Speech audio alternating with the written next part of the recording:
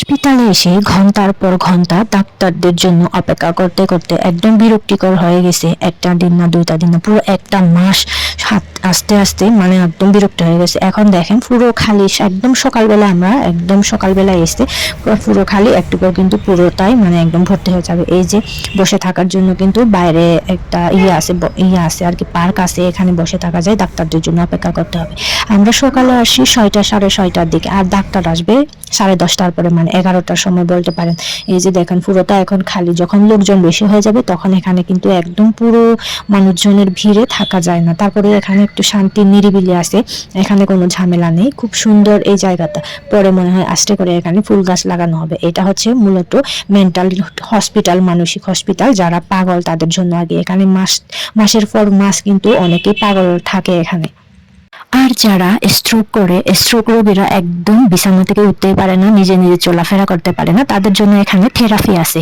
তো এই থেরাপিটা কিন্তু যারা একটু হাঁটাচলা করতে পারে তাদেরকে দেয় না, তাদেরকে শুধু ব্যায়াম করতে বলে। এই জন্য আমি বাবাকে নিয়ে আসি, যাতে এখান থেকে কিছু কি বলে এগুলো আমি করতে পারি। তো এইদিকে এক সাইডে থাকতে ভালো লাগে না দেখে আমি ঘুরতে ঘুরতে এই জায়গাতে চলে আসি। এখানে এসে দেখি একটা কি গাছ, এটাকে আমাদের বাসায় সরবেজ গুলো বলে থাকি আর কি। এখন আমরা চলে এলাম এমআরআই সেকশনে। এখানে কিন্তু ব্রেনের স্ক্যান করা হয়, যাতে মাথায় কি সমস্যা আছে কি নেই এগুলো। আর এখানে প্রথমে গিয়েছিলাম, খুঁজে পাচ্ছিলাম না দেখে। এত সুন্দর বিল্ডিং গুলো আর ইউনিট গুলো, একটা ইউনিট থেকে আরেকটা ইউনিটে গেলে কিন্তু মানে একদম বোঝা যায় না, সিকিউরিটিদের কাছ থেকে জিজ্ঞেস করে করে যেতে হয়। অনেক সময় এত লোকজনের ভিড় যে মানে বসার জন্য জায়গা পায় না, তাই আমরা কি করছি, একদম পিছনের দিকে দাঁড়িয়ে আসি, অপেক্ষা করছি। অনেকে কিন্তু মাইকিং করে দেখে আর কি, বলে যে কার সিরিয়াল কত এটা।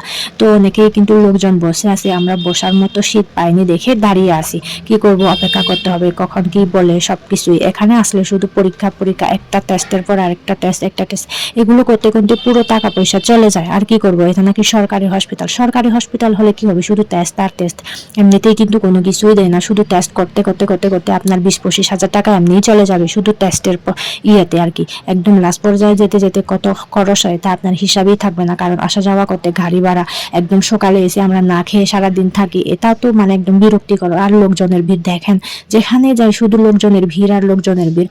না খেয়ে না দে 1 মাস পর্যন্ত শুধুমাত্র এখানে আস্তে আস্তে শুধু টেস্ট আর টেস্ট, একটার পর একটা টেস্ট দিই। যাই হোক, এখানে এসে একটা অভিজ্ঞতা হলো কি, এরা সাধারণত ভালোভাবে দেখে না, কারণ এরা হচ্ছে বড় বড় ডাক্তার, এদের চেম্বার থাকে, এরাও শুধু টাকার জন্য করে আর কি, বড় বড় চেম্বারে বসে ওখানে করে, এখানে ভালো করে দেখে না। প্রত্যেক দিন অটো দিয়ে আসা যাওয়া করতে প্রায় 250 থেকে 300 টাকা লাগে, তাই মাঝে মাঝে বাস পেলে বাসে করে চলে যায়, যাতে টাকা কম খরচ হয়।